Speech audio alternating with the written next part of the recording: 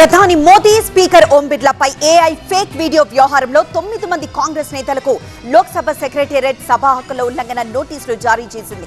3 రోజుల్లో జవాబు చెప్పాలని ఆదేశించింది.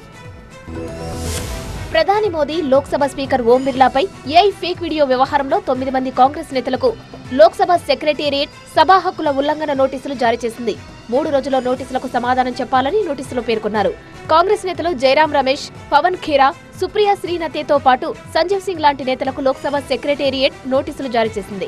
గత ఏడాది సెప్టెంబర్లో ప్రధాని మోదీకి సంబంధించిన ఏఐ వీడియోను కాంగ్రెస్ నేతలు షేర్ చేశారు. ప్రధాని మోదీని ఎన్నికల హామీ నెరవేర్చలేదని, ఆయన మాతృమూర్తి కలలోకి వచ్చి తిడుతున్నట్టు ఈ వీడియోలో ఉంది. గత ఏడాది డిసెంబర్ స్పీకర్ ఓం బిర్లాకు సంబంధించిన ఏఐ ఫేక్ వీడియో వైరల్ అయింది. ప్రభుత్వ పథకం కింద ప్రతి కుటుంబానికి 12,000 ఆర్థిక సాయం ఇస్తామని చెబుతున్నట్టు ఈ వీడియోలో ఉంది. మోదీపై 36 సెకండ్ల వీడియోపై అప్పట్లో పెద్ద దుమారం చెలరేగింది. మోదీ తల్లి చనిపోయినప్పటికీ ఆమెను కాంగ్రెస్ నేతలు అవమానించారని బీజేపీ నేతలు మండిపడ్డారు. స్పీకర్ వీడియో నకిలీ అని దర్యాప్తులో తేలింది. లోక్సభ మాజీ ఎంపీలకు స్పీకర్ ఓం బిర్లా శ్రద్ధాంజలి అర్పిస్తున్న వేళ ఆయన మాటలను ఏఐ సాయంతో మార్చినట్టు దర్యాప్తులో తేలింది. ఢిల్లీ పోలీసులు స్పీకర్ కార్యాలయం ఇచ్చిన ఫిర్యాదు మేరకు వివిధ సెక్షన్ల కింద కేసు నమోదు చేశారు. బీజేపీ నేతలు కూడా ప్రధాని మోదీకి సంబంధించిన వీడియోపై వివిధ పోలీస్ స్టేషన్లలో ఫిర్యాదు చేశారు.